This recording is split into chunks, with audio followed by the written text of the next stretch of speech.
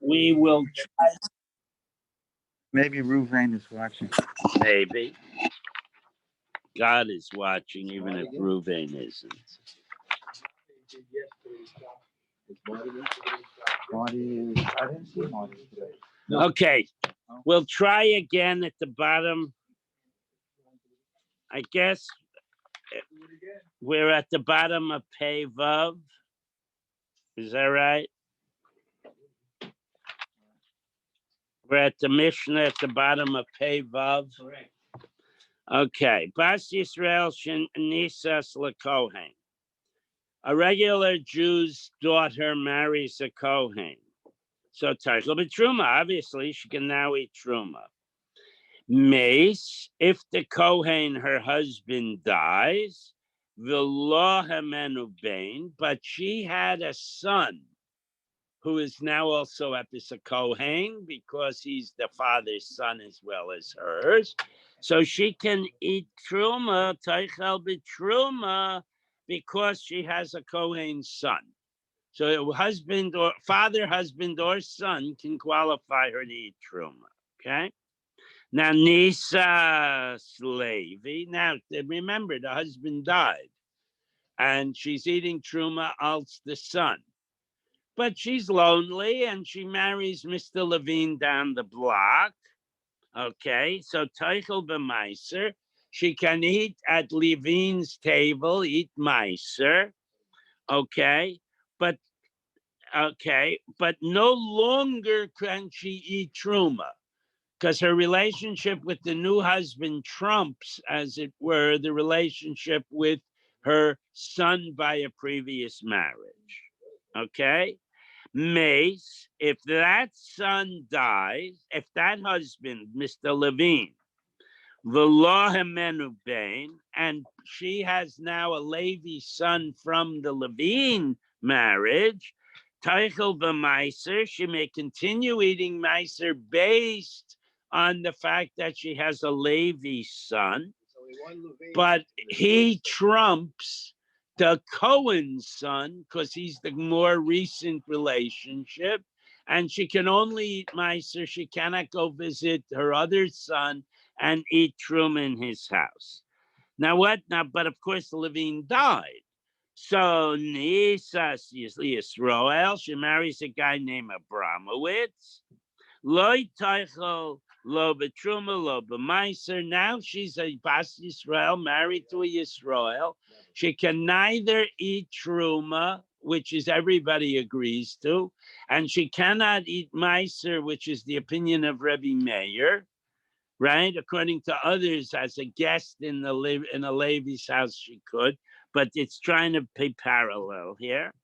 Now, Mace, V'lo Hamenu Bain, if this woman who has lots of lousy luck loses her Yisroel husband, but she still has a son, had born a son to the Yisroel, Lo Teichel, Lo B'Truma, V'lo B'Meiser, she can eat nothing, not Truma, not Meiser, because the most proximate marriage son trumps the previous sons. Okay? However, Mace Benam Yisrael, the Abramowitz boy is Nifter, right? So Teichel b'Meiser, she goes back to the closest living son, who is this, in other words, marriage three reverts to marriage two. So she can now eat a Meiser at the Levine table with her Levine son, who's a Levi. Okay, Mace Bename Levi. Now, if the Levi son is Nifter, now the only son she's got left is the son from the first marriage, who's a Kohen. So Teichel b'Truma, she can now eat Truma out that son. Okay? Now, Mace Bename Kohen, her bad luck continues, and her children from the Kohen also die. Now she's not associated with the Cohens. She's not associated with the Levines. She's not associated with the Abramowitzes. The only association she has is perhaps to her father, who's a Yisrael, or to other Jews in general. So she can neither eat truma nor meiser. That, okay. Now the Mishnah goes on and it gets through the same concept, but now this time we're talking about a Bas Kohen. Okay? Bas Kohen Shanisas Yisroel, if a Kohen's daughter, now she can eat Truma in her father's house, but if she marries a Jew, a Stama Jew, a Shlishi guy, like Teichel Truma, she may no longer eat Truma because she's related now closer to her Yisrael husband than to her Kohen father. Mace V'lahamenu Bain. If the Israel dies and she had children with him, Loi Teichel B'Truma, she cannot go back to Tati and eat Truma. Okay. If then Nisas Levi, her second marriage, she upgrades, she marries a Levi. Teichel B'Meiser, now she's the status of a Levi's wife, and she can eat Meiser.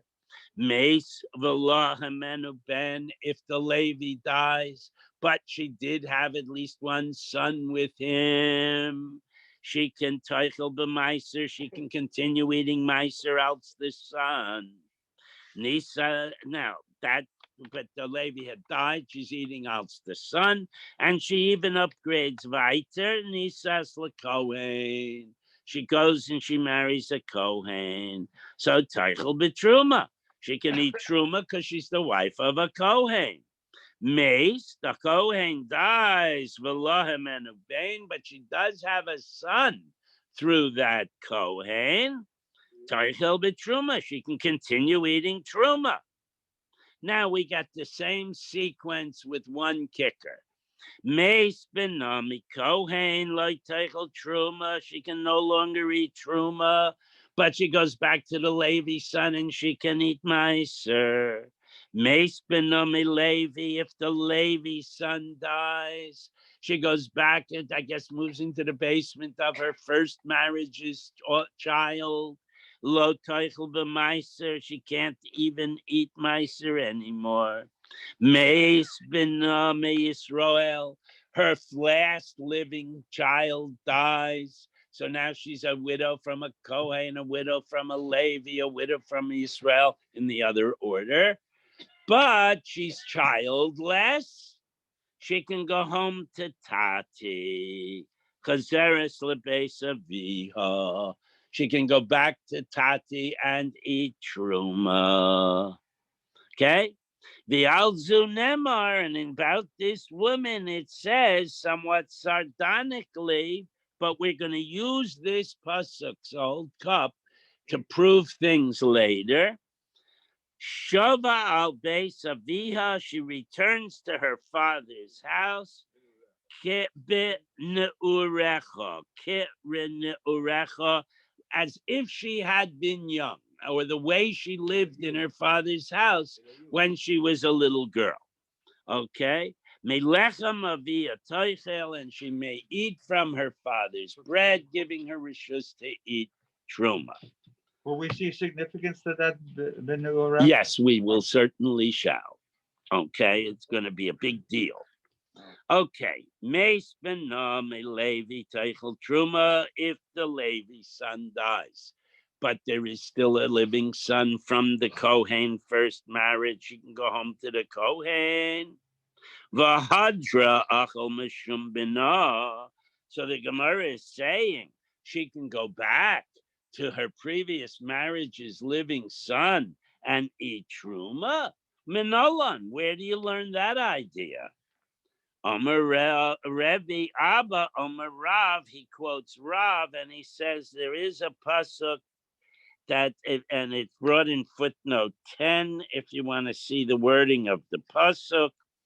If the daughter of a Kohen is widowed or divorced and has no children, she goes back to her father as she once lived there in her youth. She may eat from the bread of her father, but a czar, an outsider, cannot. That's the pasuk. So the pasuk has extra letters and or words. Bas, if it simply mentioned that she was the daughter of a Kohen, maybe she couldn't go home, but it says Ubas and the daughter. What other daughter is there? The daughter who was married and her husband died and she moved back in. Okay, so that Vav gives her the right to eat Truma. Now, of course, that's only Rebbe Akiva. Look, come on, who says that? Rebbe Akiva. It's only Rebbe Akiva, the Daresh Vave. Because Rebbe Akiva would go through the Torah and do drushes on all the Vavin, his own Meiser, and one time he couldn't, and so on and so forth. But he darshans Vavin.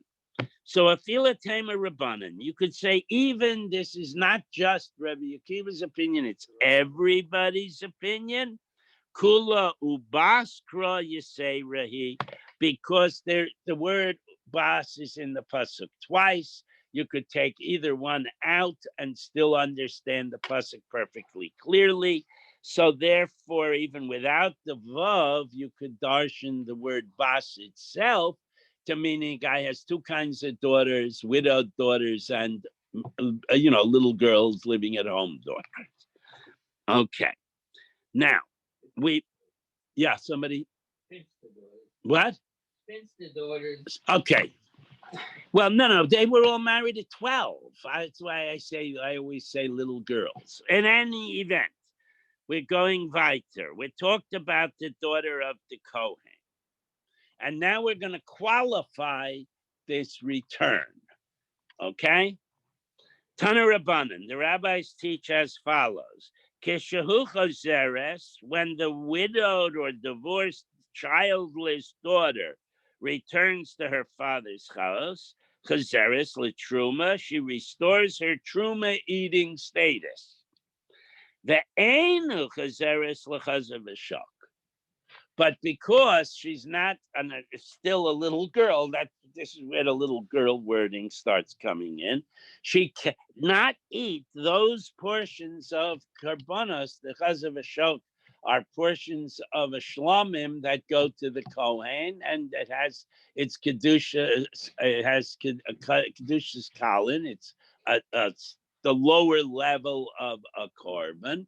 The family eats from it. That's how Kohanim get their food. But she cannot eat the meat. Is there any kedusha to Maisa Behema? No. Yeah. The Maisa Behema. Behema has kedusha if it's flawless. Sure. And it's a korban. It's an ola. And she can't eat. Nobody can eat Maisa Behema.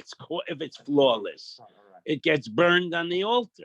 If it has a mum, then it loses its kedusha for the most part. There are still some restrictions. Right. Can't shear it. You can't make it work. But anybody can eat it. He can sell it. Yeah. All right. In any event, she doesn't go bounce back to chazav v'shok, and we're going to show why. Omer Rav Chisda, Omer Ravina Bar Shila, he explains my kraw. What pasuk teaches us? Where is there a pasuk that says yes, the truma lo chazav v'shok? The pasuk says he v'trumas hakadoshim lo tochal. The truma from Kodesh. Now we're using the word truma here to mean the foodstuffs given to a Kohen. So those portions of a kodesh, of a korban, that are given to a kohen, lo toichel, she may not eat. Okay, and that's the pasuk. B'moiram minakadoshim lo toichel. This teaches us she cannot eat mamish kodshim. Okay, but she can eat truma. Rabbi Nachman Omar, Rava Bar Avuha. Rabbi Nachman quotes Rava Bar Avuha, a different word, pasuk. The other pasuk says, mi lechem. The pasuk we quoted in the Mishnah, mi lechem. From and here the word lechem means food. From the food, meaning some but not all of the food. Mi lechem below kol lechem. Some of the food, not all of the food. Prat chazav v'shok. That's the pasuk that excludes chazav v'shok. So Maskif lo Rami Barhama, he challenges that. Husbands and fathers have the right, an unmarried girl, the father has the right to cancel vows. The rationale being, if she says, I will never eat at your table again, well, what's she going to do? So the father says, that's ridiculous. Calm down. I'm canceling that vow. Similarly, if your wife makes a vow, I'll never cook spaghetti again, but spaghetti's your favorite meal, you have the right to cancel your wife's vow. Now, there are rules how you have to do it immediately, etc., but you do have that right. Now, so maybe this pasuk is trying to say the following.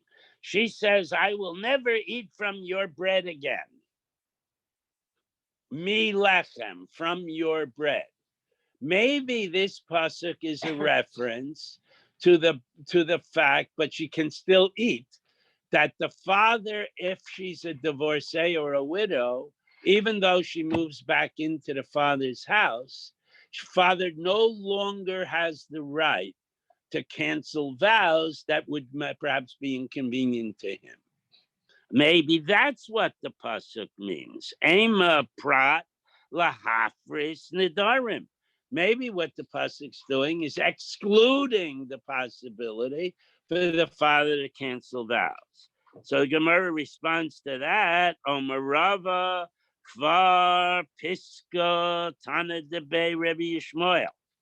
It's already established halacha based on what they said in the yeshiva of Rabbi Yishmael, that the father cannot cancel vows after she returns home.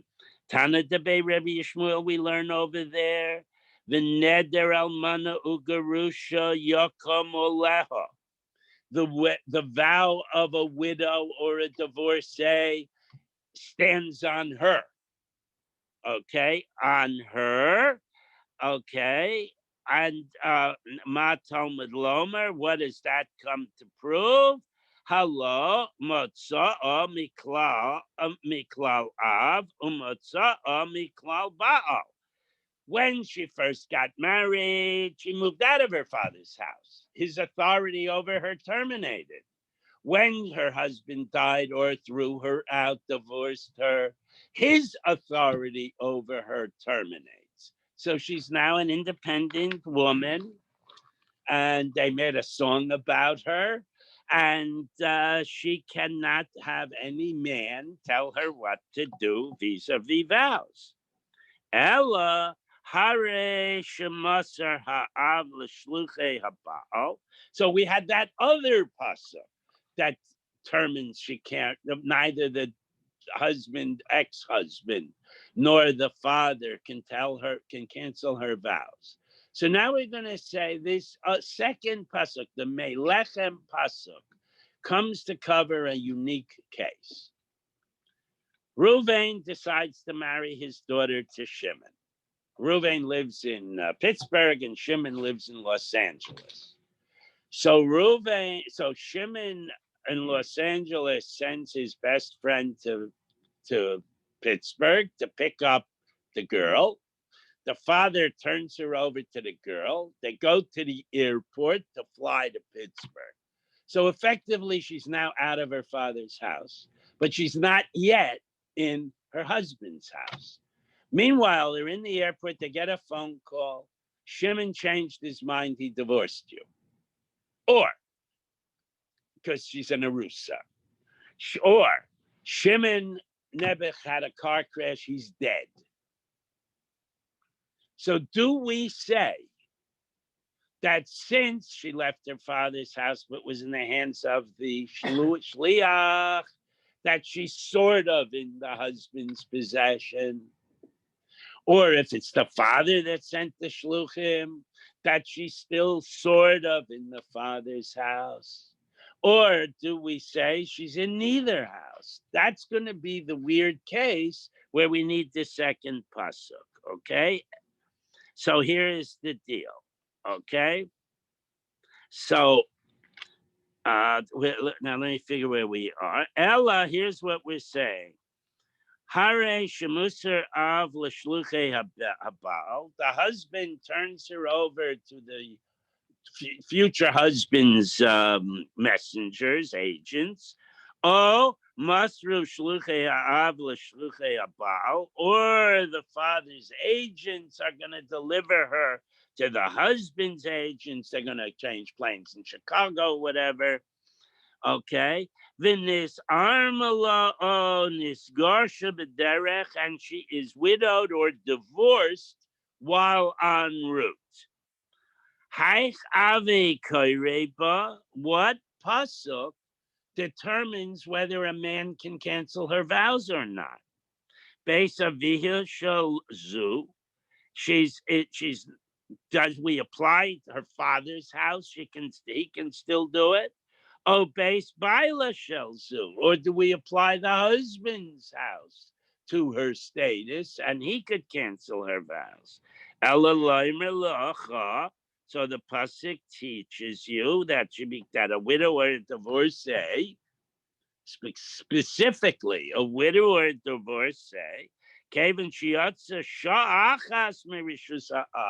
since there was at least a few seconds where she was no longer in her father's authority, the father no longer can cancel her vows. Similarly, she was not yet in her husband's authority, so neither guy, and that's why we can use lechem to say they can't cancel vows, and we still need another pasuk, divorced or widowed, for this special case.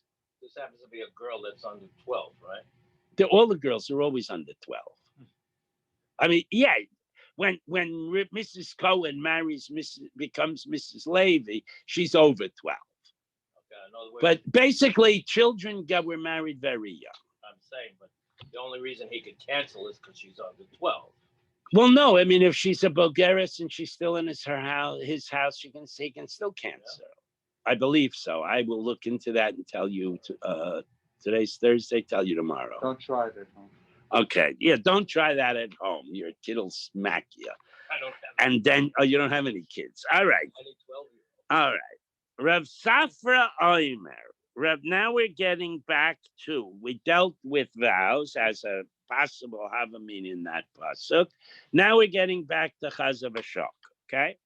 Rav Safra Omer, mi lechem avihav, she may eat from the bread or the food of her father. Lechem velo basar, that means she may eat bread, meaning truma, velo basar, meaning chazav ashok. Okay? Rav Papa Omer, mi lechem avuha toichel, from the food of her father she may eat. And now he's going to do a dikduk diuk to explain why bread, yes, chazav ashok, no. Okay? Lechem haknuye la'aviyah. The bread is the father's property. Some farmer gave him grain. His wife baked the bread. It's wholly his property. Prat l'chazav ashok, to exclude specifically chazav ashok, which is not his property. Shemei shulchan gevaya kazachu. He only has the right to eat it, but it's part of a korban. It's God's food. He has it. He has the permission to use it because he's a kohen. It's not his to distribute as he may choose. It's similar if you have a guest come to your house and you get him to eat. He can't be makadosh a woman because it's not his food. It's only his to stuff. It's not his to distribute. Okay. Rava and you can't invite. All right. Shabbos and Yom Tov are problematic because Right. All right. Weiter. Rava Omer Ato Ubinecha. The pasuk says, I skipped. Okay, v'es chaza hatanufa, the chaza, which the breast part of the animal that you wave around, v'es shoch hatruma, and the thigh of the animal that you elevate, that you lift up.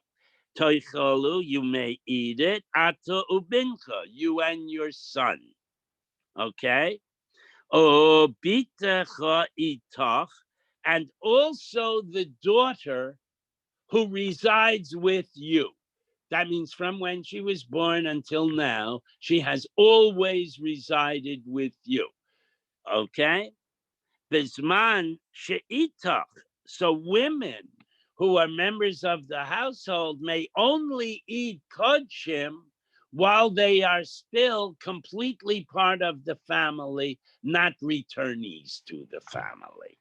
Okay, now, well, another diuk we're going to make with regard to Chazav Shok, Omer Ravada Barahava, Tana, the Brisa teaches us, Kishahu Chazeres Lebeis Aviha, when the divorced or widowed Kohen's daughter returns to Tati, Chazeres Litruma Ve'ena Chazeres Lechazav Shok, she can resume eating truma but cannot eat the meat.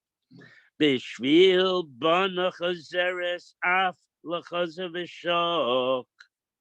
But a Yisroel's daughter who returns to her son the Kohen. Remember, this is the lady who was married to a Kohen. She had a kid. Her husband died. She married a Levi.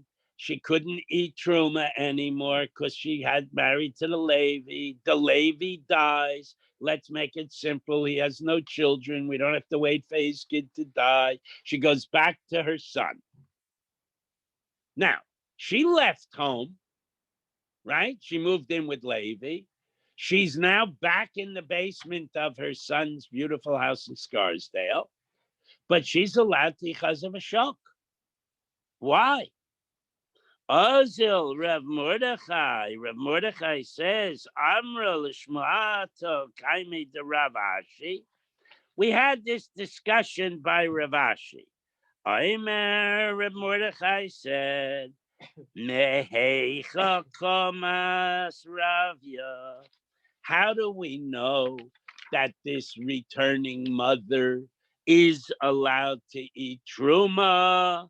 Me ubas, from our pasuk, the extra ubas, the meaning the widow or the divorcee, or now the returning mommy. So now we're making this interesting statement. Mi adifalo mine. Why is a returning mother got more clout than a returning daughter? Returning daughter can only eat truma. The returning mother can eat even chazav v'shok. So the pasuk says, "Hasam ksive miyute." When it comes to the returning daughter, we learn the miyut, and therefore we can exclude her from eating something, and that's chazav v'shok. Hacha lo ksive miyut. But with regard to the mother, the diktuk does not support that she's a miyut, she's a reboy, and therefore she can eat what she wants. Okay, going back, the Mishnah says, Bas Kohen, Shanisas Israel, the daughter of a Kohen marries a regular fellow, no longer can eat truma.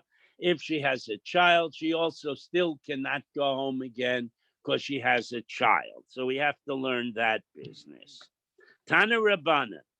Shava al Beis Avuha, when the pasuk says she goes back to her father's house, that is there are exclusions. There are miyutim involved with that. Prat l'shemeres yavam. If the Kohen if the dead husband of the dead Yisrael husband has a surviving male sibling, he has to make a decision. Am I going to marry her or am I going to do chalitza with her? If he marries her, obviously she can't go home. If he does chalitza with her, she's equivalent to a divorcee, and she can go home. But in the interim, she's nishta hen and nishta hair, and she cannot eat truma. So prat l'mishmeres shomeres yavam. Now, Bob, kin ureho, as if she were young. Prat lemeuberes. That word excludes a pregnant woman Mm. because typically 11-year-olds are not pregnant. So when we say her youth status, that means her virginal youth, playing hopscotch, not changing diapers status. Okay, it excludes a pregnant woman because obviously she's not the same as she was when she was a little girl. She's pregnant. Hello, dinhu. Why do I need a pasuk for that? I could learn that from a kal v'chomer. Ma makam shelo asav vlad min harishon kavlad min hasheni. Now we're going to start doing a bunch of kal v'chomers that are very complicated, so we have to hold cup.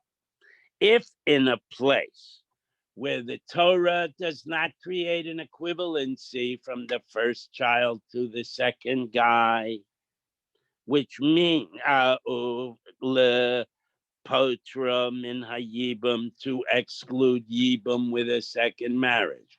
What that means is Rivka marries Reuven. Reuven has many kids with her, or one kid with her, irrelevant. Now she marries Shimon, divorced or widowed. Shimon dies childless. Do we say, but she had kids? She doesn't have to stand for Yibum, she's not a Yavama vis-a-vis Shimon's family. Or do we say Shimon is childless? Of course, this is his only wife. Of course she does Yibum with Shimon's brother. So the Gemara says we do not equate the son of the first marriage to as if he were the son of the second marriage to exempt her from Yibum Asa Uber Kiyolud. But if she was pregnant with the first guy, we do say it's a living child. Now the possibility is she could abort.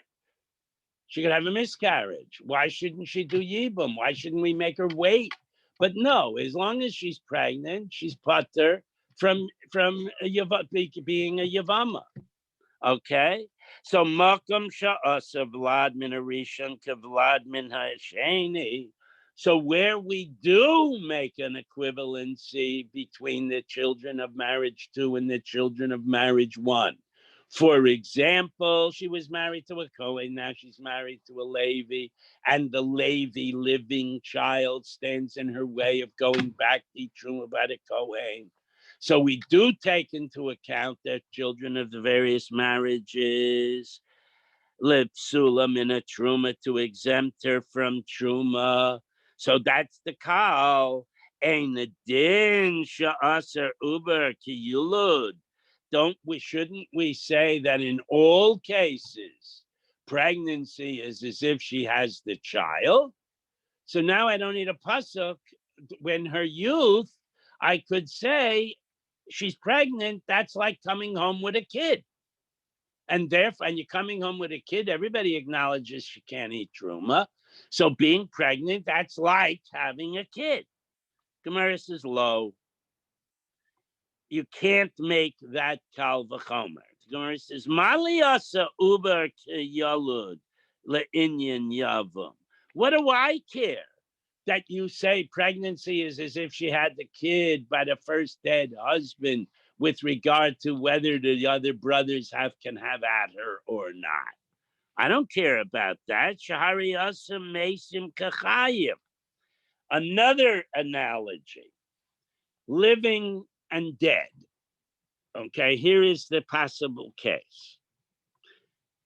Mrs. Schwartz, husband dies, they have a child. Obviously, she doesn't have to do Yibum with Schwartz's sibling. But what if the child dies? What if Schwartz and the kid are in a car crash together?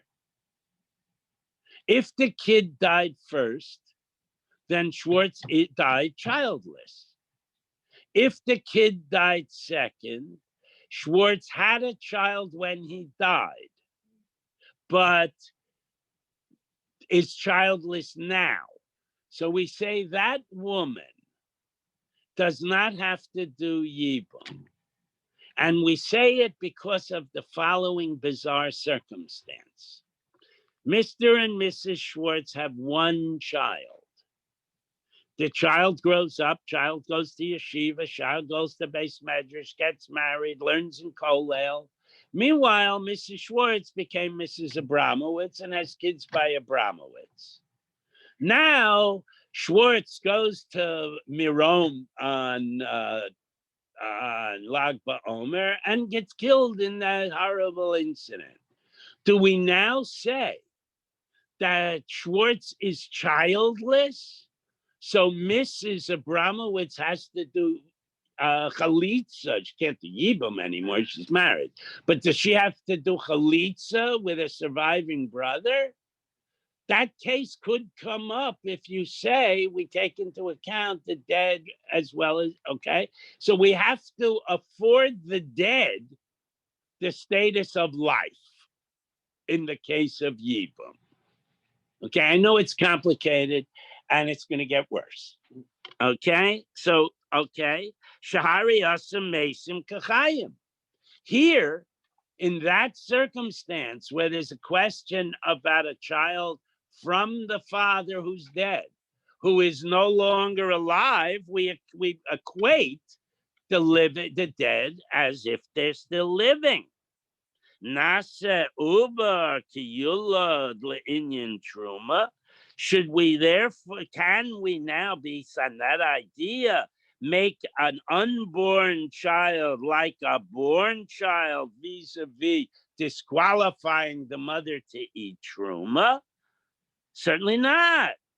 Talmud, that would be ridiculous. We can't make that kind of a kal v'chomer. Talmud Lomar kin ureho prat leumberes. So we do need a pasuk to specifically say if she ain't like she was when she was a little girl, she can't go home again, and that excludes the pregnant woman. Okay. Now we had two psukim. We had one pasuk that says if she's got kids, she can't go home. And we have another pasuk that says if she's pregnant, she can't go home. So Gemara says, why can't we assume that a baby in the belly is a kid? Why do we need, or if you can't go home when you're pregnant, kal v'chomer, you can't go home when the kid comes out. So why do we need both psukim? The itzrich, the miktav me'uberes, we have to make a pasuk for pregnancy. The itzrich, the michtav zera ein lo, she can only go home if she has no children. Okay, we need both. The kasav rechmana v'zara ein lo. If the pasuk only said she can go home when she has no children, me'ikorachad gufa v'hashta tre gufe.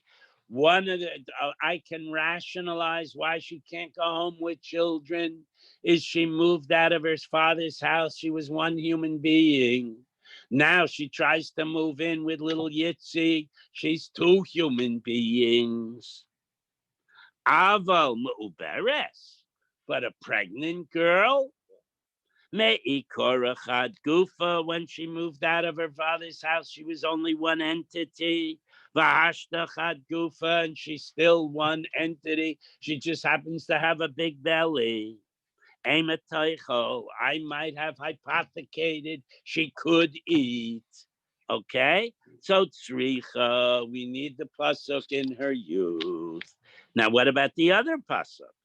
The ikas of Rechmana Me'uberes, if we only had one pasuk about a pregnant woman, the Mikora, Gufa, Srika, when she left home, her body was, quote, empty. There was nothing in her womb.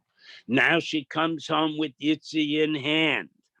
Vahashta gufa, when she's pregnant. Hashta gufa Amalia. Now her womb is full. Her body is full. Avo. Zera Ainla, you need the pasuk. Zera Ainla, she doesn't have children.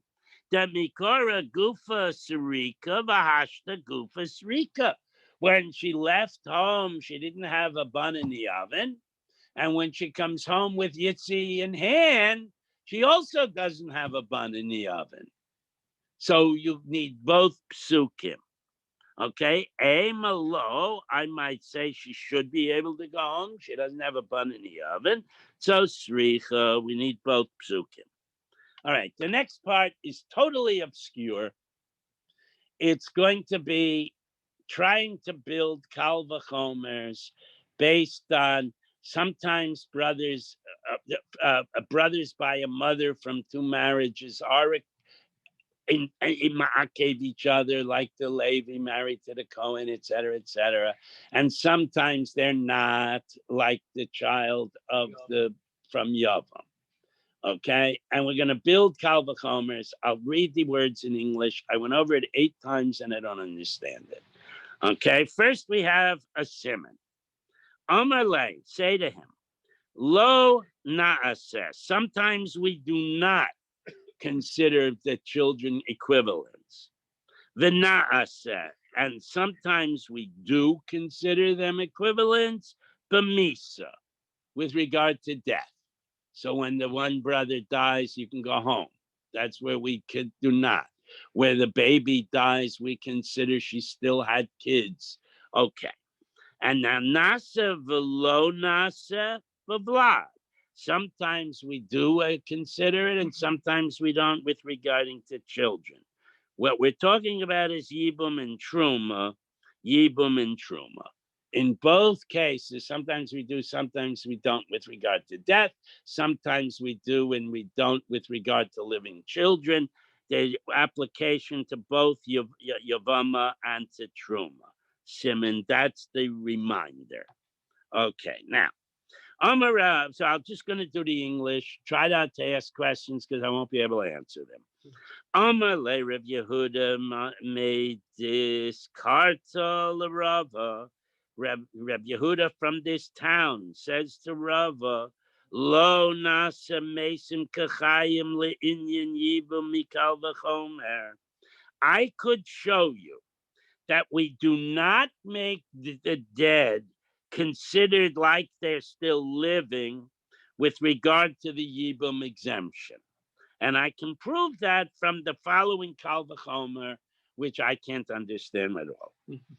Ma makam she'asa Vlad min harishon kevlad min hasheni, in a place where the Torah equates the child of the first husband as equivalent to the child of the second husband, lipsula min truma, where if the second husband is Yisrael and the first husband's child is a Kohen, and the woman can't go home and eat truma by her son, the Kohen. So we make the fact that both children have halachic significance.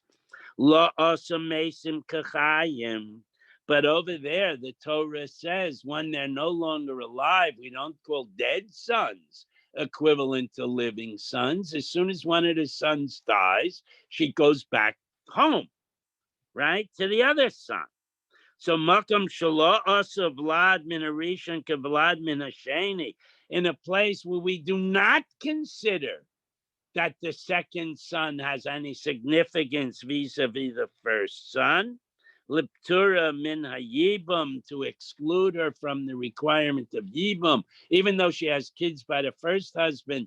If she has none by the second husband, she does stand to yibum. Din shalonasa mesim kachayim. Doesn't that prove that in normal circumstances you can't consider dead children as if they're still alive? Talmud Lomar. And if you think that makes sense, it doesn't. And we need, because we have a pasuk, Talmud Lomar, V'terachecha darchei Noam v'chol nesivosecha shalom. Its way, the Torah's ways are paths of peace, and all of its ways of doing things are peaceful. That is to exclude that case I tried to mention earlier, where 15 years after the second marriage, the son from the first marriage dies, and Uncle Harry shows up and says, I want to do chalitza with you. So we can't do that. And the pasuk is used to say, to upschlag that kal v'chomer. Next kal v'chomer.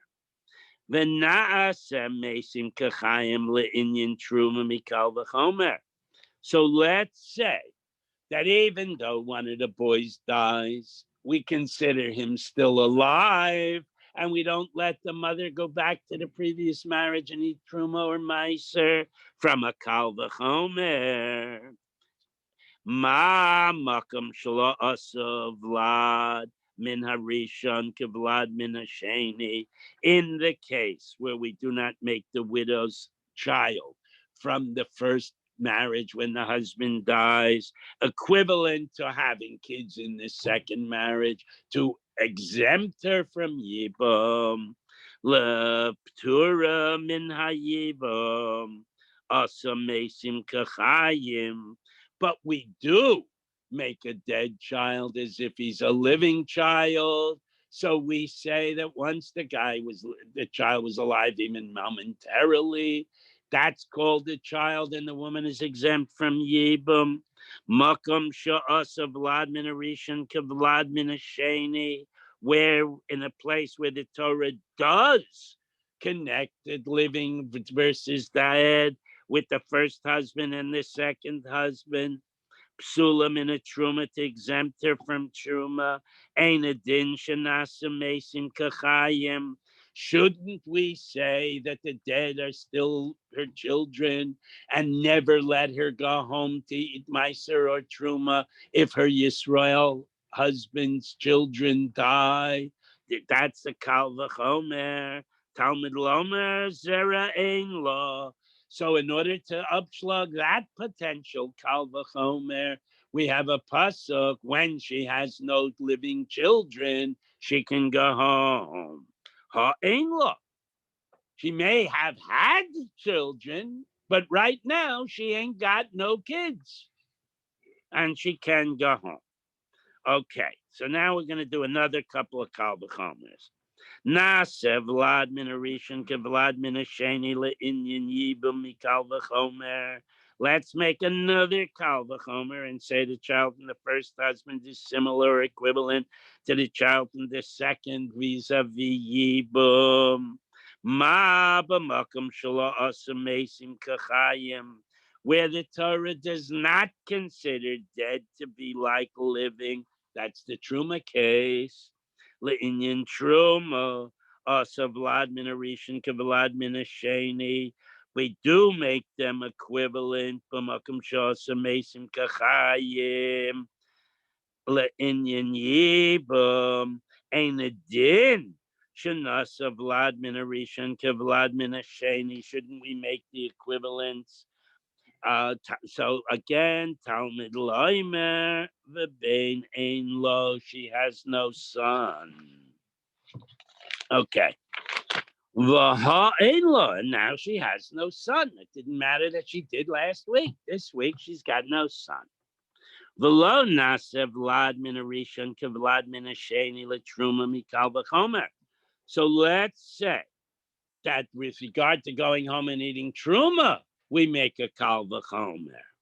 Ma b'makom she'asa mesim kachayim, in a place where dead people are considered as if they're still living.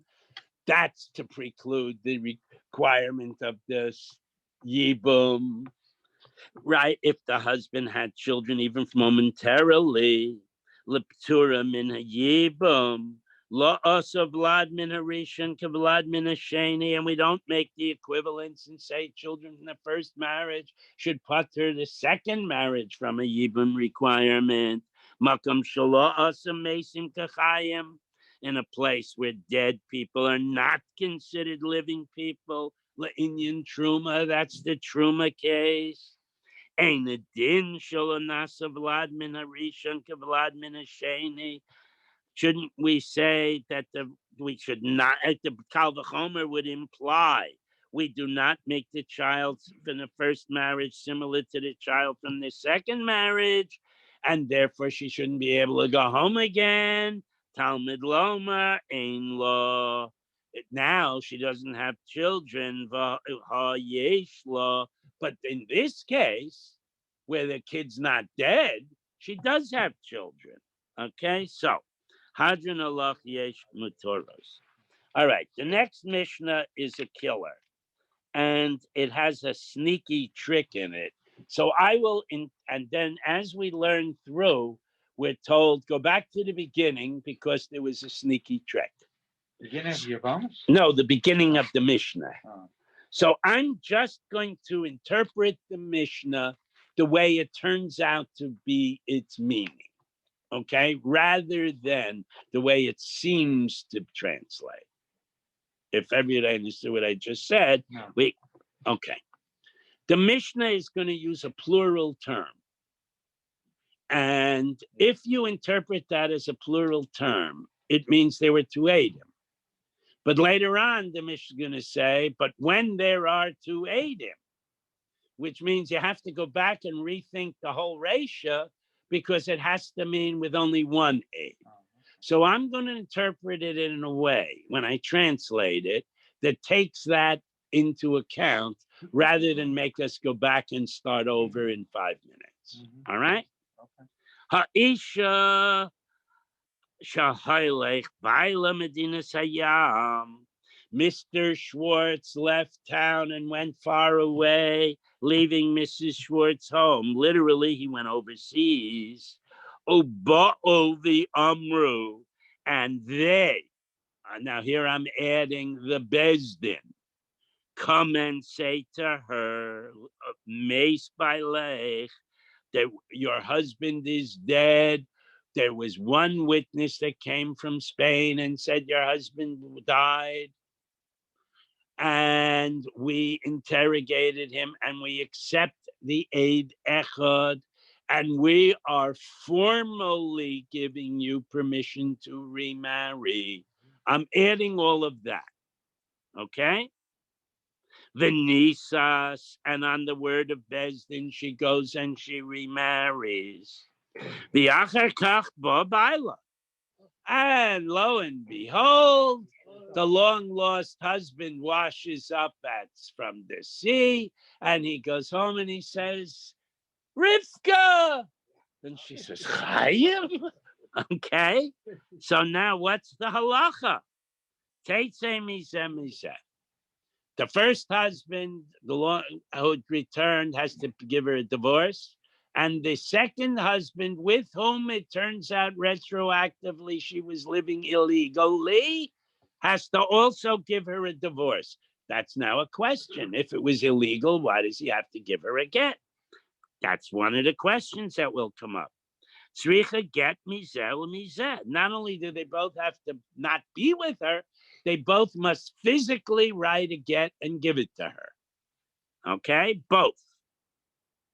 The ein lo ksuva, and she doesn't get a kasuba, that is property, and we'll see in a minute. Lo payros, she doesn't get the payros situation, that's the nichsei malug. What did she do wrong? Okay, well, fine. Nothing. But we're telling you what the rules are. Okay. What she did wrong was listen to the Bezdin. But she had a right to listen to the Bezdin. I said this is a very complicated deal. Okay? Low payros. That means even though her husband, even though they were nichsei maluk, which theoretically, whichever husband has them, has to ransom her with that property if she's captured. Number one, he doesn't neither husband, if she was now kidnapped 5 minutes after the first husband shows up, neither husband has an obligation to ransom her. And even though retroactively the second husband had no right to farm those fields for the last 10 years and make 25 grand a year, he is not mechuyev to pay her back. Okay? V'lo mezonos, and from this moment on, neither husband has an obligation to feed, clothe, house her, and if she borrows money, neither husband can be forced to pay it back. Okay? V'lo bolos, she can't empty her closet of the old clothes. Lo al zeh v'lo al zeh, and these rules of no fiscal ties to either man applies to both men. Okay? The im not mizeh. Now she thought the first husband was dead, so she did collect a kasuba from him. And in theory, the second husband may have in the meantime divorced her, and she could have collected a kasuba from him, because everybody thought the first guy was dead, the second marriage was kosher. So she could, in theory, have collected two ksubos. If so, im natla mizeh umizeh, if she collected from one or both ksubos, tachazer, she has to return everything, not with interest, because you don't borrow an interest, but they have to tally up whatever money she spent from the estate to live on and for her kids to live on, and she has to give back all that money. Vahavlad mamzer mizeh, and any offspring from either relationship are mamzerim. Now, every hand should leap up. The relationship before he left town is fine.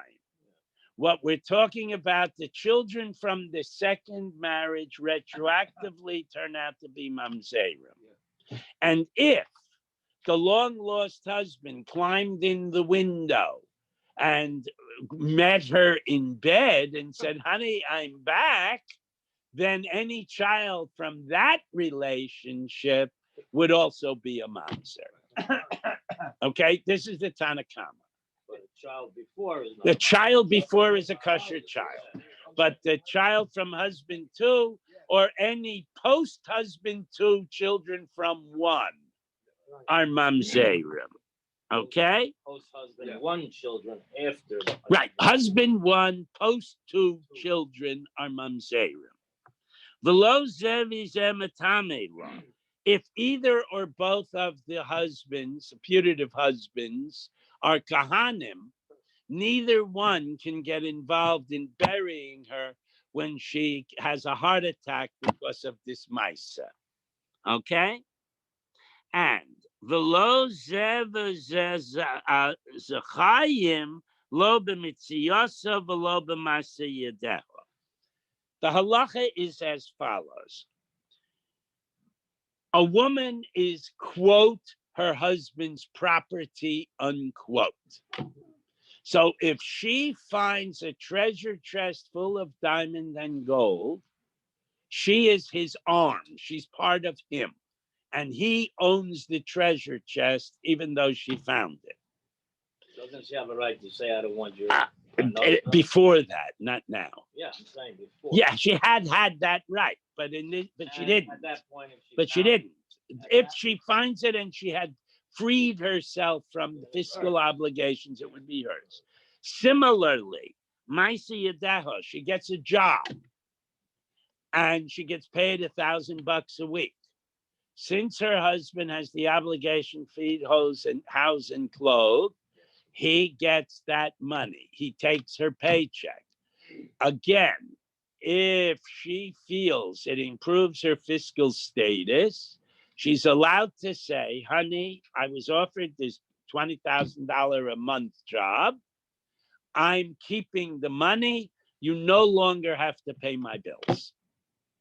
But now we're not talking about that. We're talking about during the absence of husband one, she discovered a treasure chest, or she got herself a job.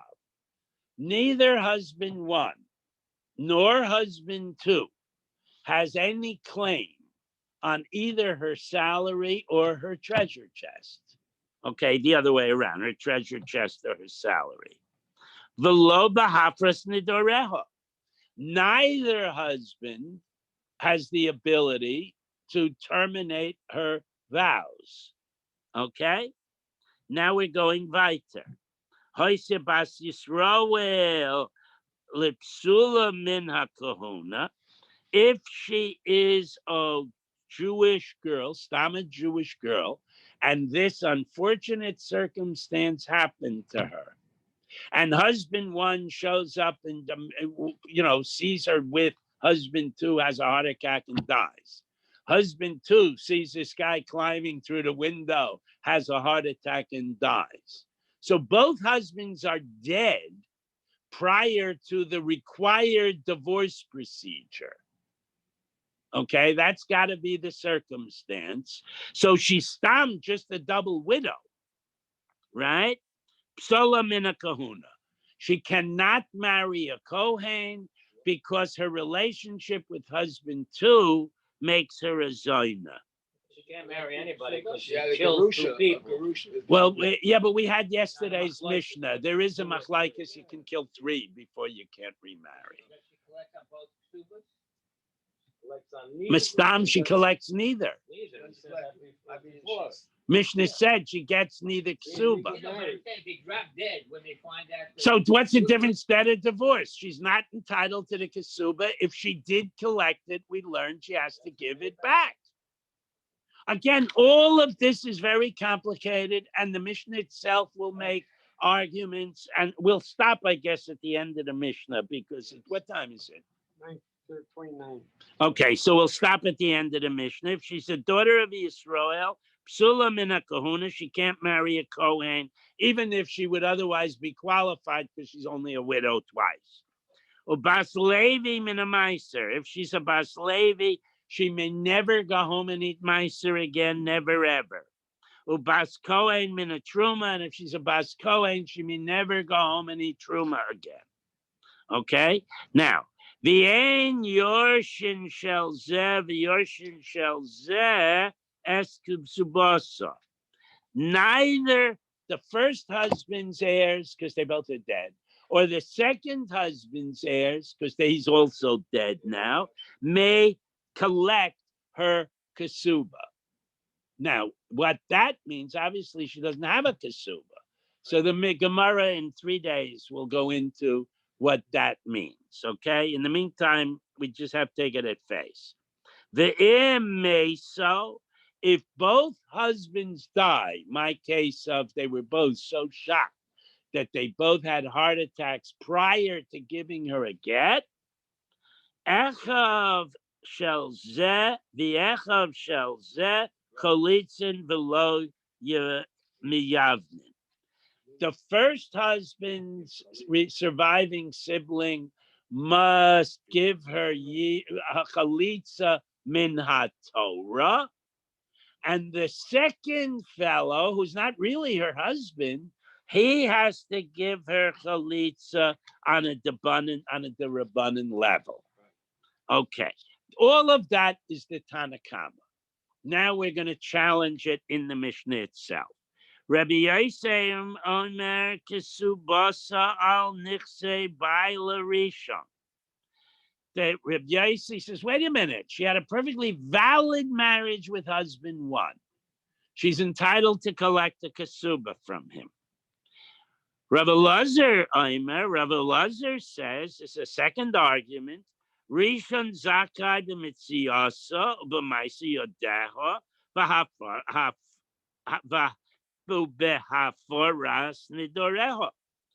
since the first husband's a legitimate husband, he can take the box of jewels, he can take the paycheck, and he can nullify her vows. He's a perfectly kosher husband. He just was in Spain. Rabbi Shimon, Rabbi Shimon Aimer. Biyasa ochalitzasa. Now, Rabbi Shimon, by implication, provides the first guy's brother the right to do yibum with her as well as chalitza, which the Tanakama said no. Me'achav shel rishon pateres rasa. It's so much valid that either Yibum or Chalitza would exempt any other widows from that fellow from requirements of Chalitza or Yibum. They can go do what they want. Okay? V'ein havlad mimenu mamzer, and children by the first husband are not mamzerim, even if they are conceived after his return. V'im nisas shelo bereshus, if she marries, and it seems to say without permission, but what it means is, and that's why we had to revise the ratio, if she marries without a requirement of permission from the Bezdin, because there were two Adim that said the husband died. So it's 100% he's dead. They established the facts. Bezdin hears the witnesses. Bezdin declares him dead. Now she doesn't need the permission of Bezdin. She can just go marry. The im nisas shelo bereshus. It's mamash and ones, the fact that she married the second guy. Muteris lechazilo. She can go back.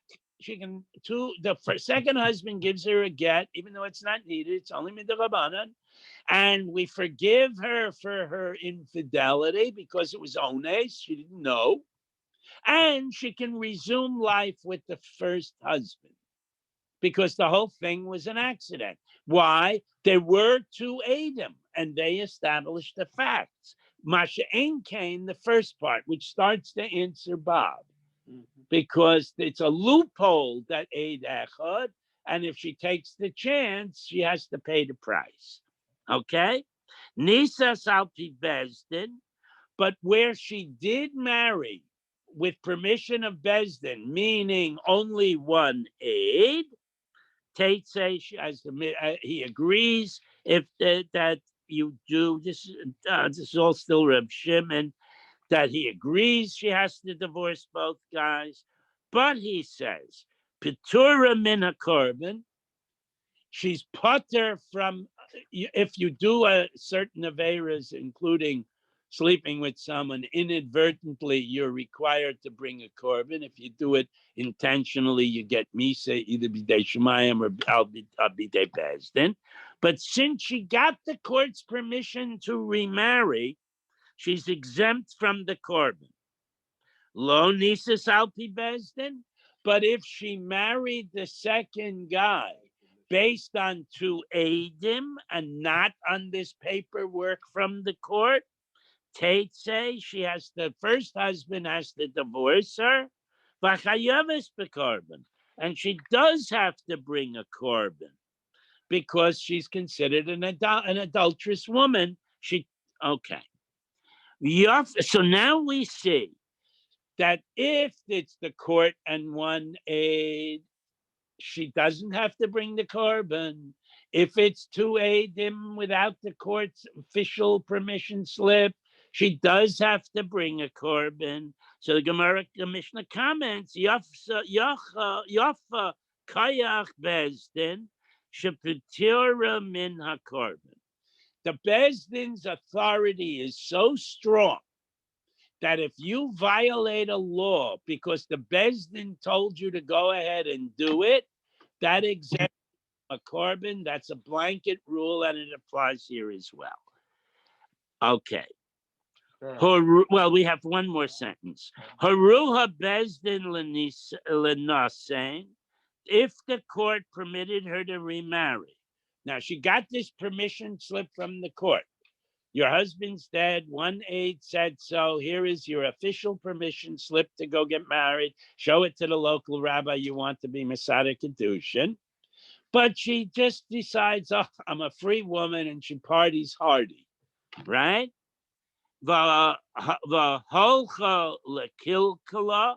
She goes and she fools around with men outside of you marrying. She takes the permission that she can do what she wants.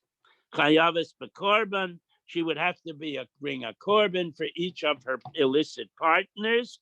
Shelo hitruha elenase, because the only thing the court gave her permission to do was to remarry. The court did not give her permission to be a party girl. Okay, and apparently I am doing the Gemara on Monday and Tuesday at I think 6:55. It would be helpful if everybody gets there a little early because these are tough Gemaras. Or maybe we'll go into the next speech. Sorry about taking so long, guys. Have a good day. No problem. Not yours. It's fault. You gonna give us a Fault of the test first someday? husband. Huh? It's all the first husband's fault. First husband. He left town, right? I don't know. I think she has to go to a higher base than in the previous case. There's no high base. There is no, you cannot appeal. Right, there's no Then- court of appeal. A valid Besdin is a valid. If you appeal, you gotta just sue them for, They didn't do anything wrong. Now, Nobody did anything wrong. She didn't do anything wrong either. She Nobody did anything wrong. did what she was told she was doing. Nobody did anything wrong. Why However, the kids Mount David? They're not because she took a risk relying on one aid. Man, if you can't rely on the base, then They screwed up. There was a leak. I- in the court. We will deal with all these questions. It was just enough to get through the material today. There was a leak in the court. I mean, could you imagine if I translated it? There were two Adam at the beginning. We'd have had to go back and reread the Mishnah. I cheated to save time. And Mel, I'll be a few seconds. I'm wrapping up. and you're lucky you didn't have one woman in this class because Well, if they would have given you hell. I hold from a shita that you can't teach Gemara to women. Uh-oh. So I might have asked her to leave, or I would have just ignored her if she tried to Yeah, give that it would have up. that would have been the Don't try that one. Don't- No, there were a couple of times when women came.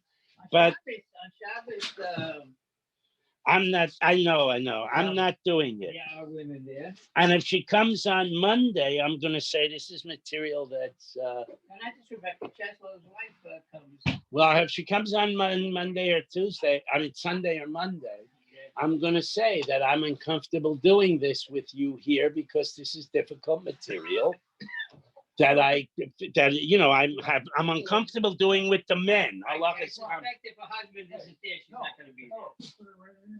Yeah. I think it better just ignore him. No, rather than- we will be in the basement. Look, I'm doing this because I have to on Monday. I don't want to. So I'm not going to. All right, we'll double your pay. Yeah, thanks. But what you can do is quietly say, Yeah. it would be better if you're not here today to the woman. So I don't become the bad guy. Uh-oh. You know, my son left a job because they wanted him to teach Gemara to girls in Columbus, Ohio. And they wouldn't He accommodate. said goodbye to Well, Columbus. he said, yeah, goodbye, Columbus. What he did, he was very diplomatic. He said, the halacha is you can teach halachas to women. So if you insist on me doing it, I'll only go through the Gemaras and I'll give them maskanas. That will deprive the boys of learning Gemara. Okay. Okay, so they made a deal that he could teach a special class, but it would be of only boys, and it would be his last year. You know, in other words, well, you can't, you know, in other words, in Elul, they tell him we're revamping the program. So he can't say, Okay. well, I'm leaving, because then they would have nobody. So he made a deal with them that one more year. Bob, your phone.